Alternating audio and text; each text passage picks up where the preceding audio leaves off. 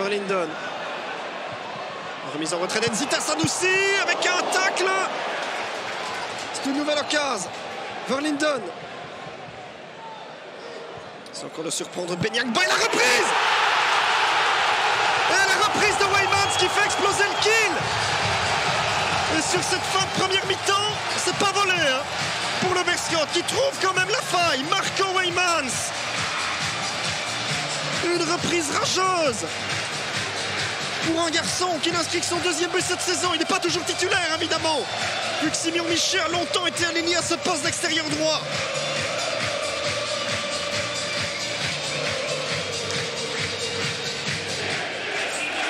Oh, qu'il va faire du bien ce but. Il va faire du bien à tout le stade olympique. Dans tous les cas, le corner n'est pas très bien donné. Et ne donnera rien. Mais attention parce que c'est pas terminé. Hens qui a un petit peu d'espace pour centrer, repoussé par Seis directement dans les pieds des joueurs de Dender. La tentative et ça finit au fond. Soladio qui vient ouvrir le score. 5 minutes avant le coup de sifflet qui renverra les 22 acteurs au vestiaire. 3e but pour lui cette saison. Et on revoit un corner qui n'avait pas été bien donné, mais derrière un Hens qui était libre et tout part. Qui tente un slalom. Mais c'est récupéré par les Framborains. Guirassy qui peut chercher son partenaire là-bas sur la gauche. Guirassy qui retrouve le cuir dans la surface, le centre, et cette fois le but sera accordé, c'est certain. Pas de raison de l'annuler comme il y a quelques minutes à peine. Décidément, le début en fanfare, c'est bien réalisé. Fodé Guirassy s'est fait plaisir sur cette action. Ah, il est venu déposer son adversaire, regardez ça, c'est bien joué de jouer dans le dos, et puis finalement c'était un but contre son camp en fait, hein. C'est dévié malencontreusement dans les cages. Sortir la tête de l'eau, pourquoi pas, la frappe elle est tout de suite contrée. Et Massolin à grandes enjambées qui va pouvoir remonter ce terrain. La passe est pas mal du tout dans le dos. Il n'y a pas de hors-jeu a priori pour Corentin Lavie. Et l'arrêt décisif, mais la tête le suivi. Et ses buts, ça finit par rentrer. Et bien voilà, le spectacle et la fête est déjà lancé ici au Stade Roi-Baudouin. Et ça ressemble à une catastrophe pour les Anderlechtois. 0-2 pour les Framborains en l'espace de 7 petites minutes. Et le but est signé Niclo Dailly. C'est son 2e d'affilée puisqu'il avait déjà marqué la semaine passée. L'homme en forme, a priori, ne le cherchez plus, c'est lui. Dans la grisaille bruxelloise, on est reparti avec Van den Driesch qui va trouver Guirassy élégamment. Et attention ici à Coco Lavie, la frappe de Corentin et ça rentre sur cette erreur énorme de Timon Van Hout. Oh, la catastrophe pour les Anderlechtois et la joie bien sûr pour les Verts. Corentin Lavie, l'homme en forme qui confirme une nouvelle fois son excellente saison. C'est très bonne prise de décision dans les derniers mètres aussi. Mamar, la perte de balle, mais la glissade de Massolin. C'est vrai qu'il a plu un peu plus tôt dans la journée. Le centre et la tête et le but. Et bien voilà, on n'a pas dû attendre longtemps pour l'avoir. Cette réalisation signée Keisuke Goto et qui justifie le choix de son entraîneur de le faire monter au jeu alors qu'il reste une demi-heure à jouer et que les enjeux sont peut-être totalement relancés maintenant. 2 buts en 30 minutes, ça paraît atteignable. Regardez, c'est allé assez vite. Dans le dos de la défense, il était laissé libre tout seul pour placer sa tête.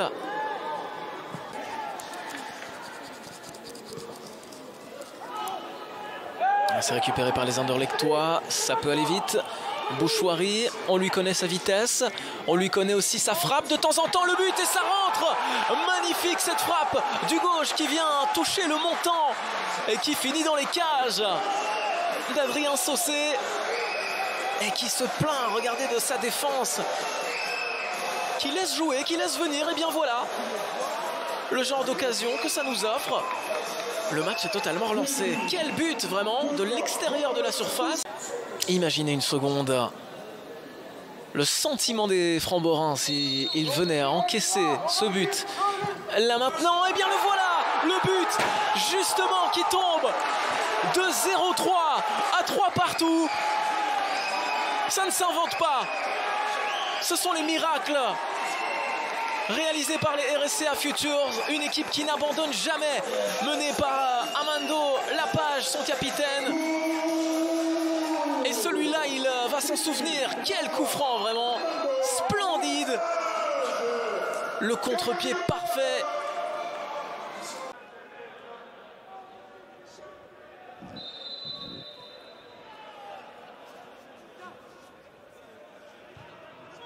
Il est donné, attention, avec un ballon qui sauve même la ligne, et non, il rentre dans le but. Et le Lierse mène 0-1. Quand je vous parlais d'efficacité sur les coups de pied arrêtés, ça s'illustre encore ici. Et c'est Coles qui a marqué, visiblement.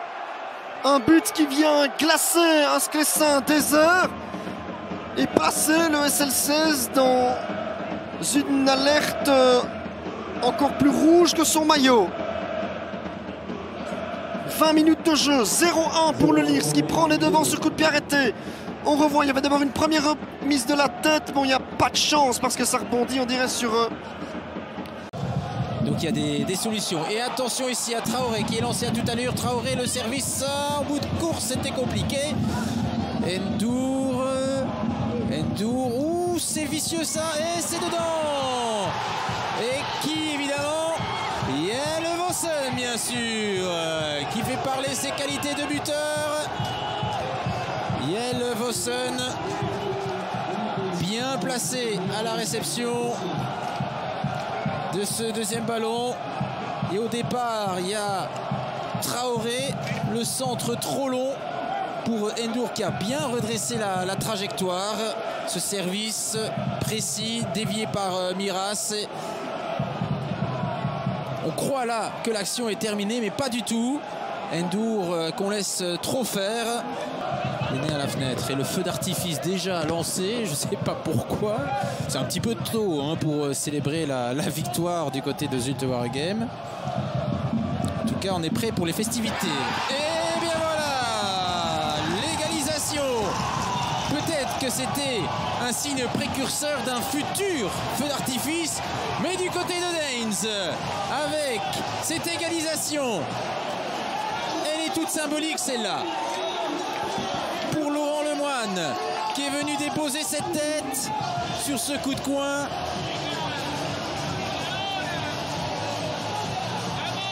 Pour son retour dans le 11 de base, il vient gagner ce duel. Et cette tête croisée. La prise d'élan, c'est parti en puissance, plein axe. Sera ouvre le score avant la pause. Pape Moussa Fall. 8e but pour lui cette saison. Un but importantissime dans la lutte pour le maintien en D1B. Serein ouvre le score grâce à son attaquant sénégalais de 19 ans, Pape Moussa Fall, qui n'a pas tremblé. Willin.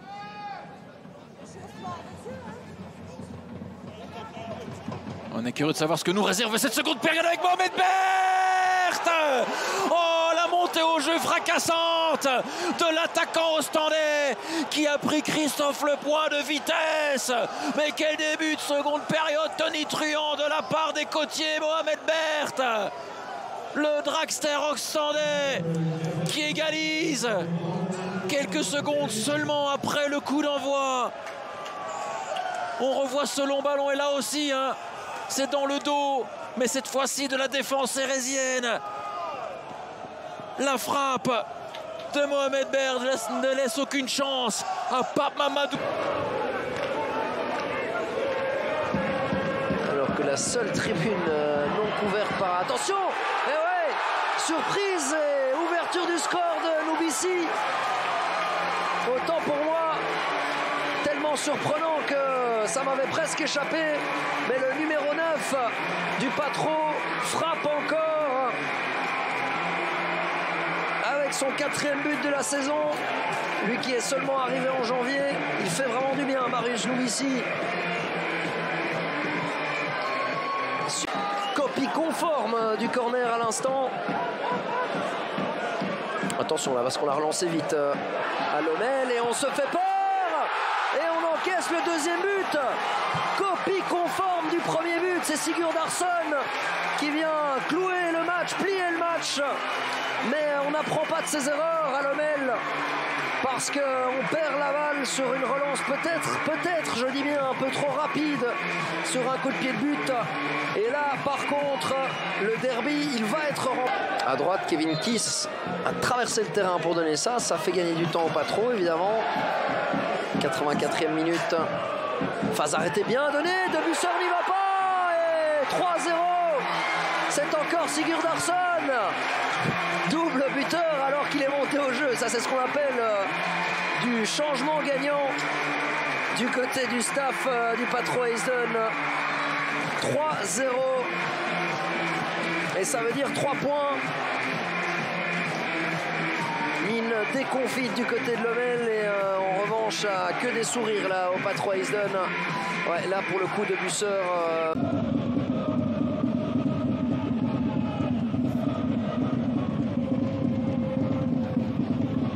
Cette fois on joue Hudson et Loemba. Allez, là, il peut frapper. Il peut frapper. Et elle est magnifique cette frappe de Yannick Loemba qui ouvre le score. Après une dizaine de minutes de jeu, Liège est récompensé de ses efforts dans ce début de partie. Et Yannick Loemba qui nous avait déjà planté quelques buts de l'extérieur du rectangle, notamment consécutifs à des phases arrêtées. Je me rappelle de ce match à Ostende où il avait planté un doublé comme ça.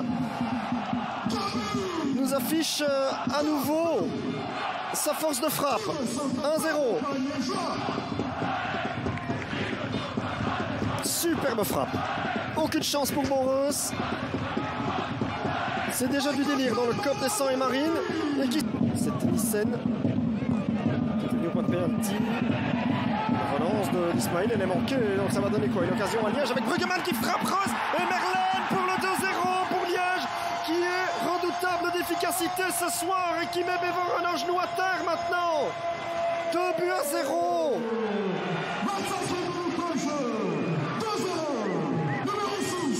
But de Ryan Merlin, le joueur français. C'est son deuxième but de la saison. Et il va lui faire extrêmement plaisir, évidemment. Oh là là. Et pour Windedecker, c'est le scénario catastrophe qui est en train de se confirmer. Beveren va peut-être laisser filer définitivement le top 6 à l'issue de cette journée. On revoit Reus a fait ce qu'il a pu d'abord pour repousser cette première frappe de Bruggemann.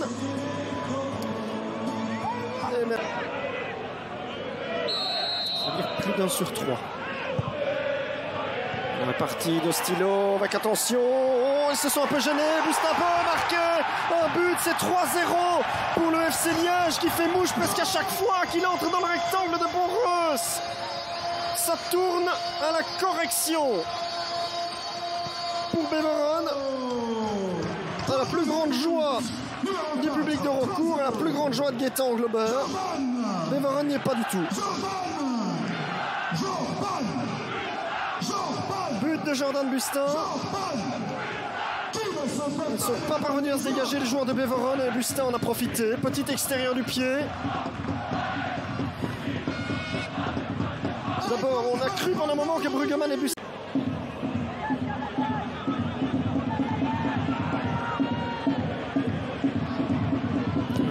Allez, ballon balancé, Bruggemann. Oh là là là là là là! Mais qu'est-ce qu'il nous sort, Bruggemann? 4-0. Un lobe génial. Gaëtan Glober n'en revient pas. Beveren est complètement KO. Quelle première mi-temps! Quelle première mi-temps! Windedecker est complètement médusé. Et ça semble tellement simple.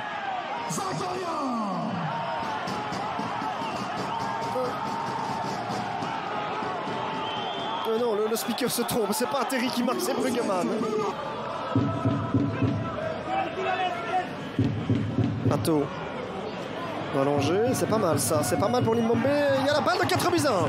Il y a la balle de 4-1. Et bien ça pourrait peut-être nous relancer un petit peu cette partie. But d'Anthony Limbombe.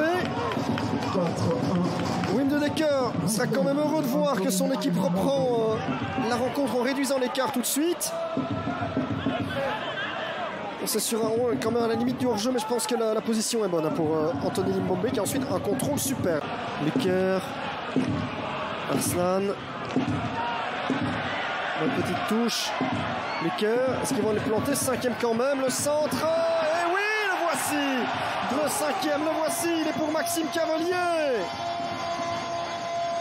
5 buts à 1. La fête sera totale ici à Rancourt. Et Liège est bel et bien en lutte pour les playoffs. Liège est bel et bien en lutte pour le tour final. Du bout du pied, Maxime Cavalier surprend Dylan Dassy pour tromper.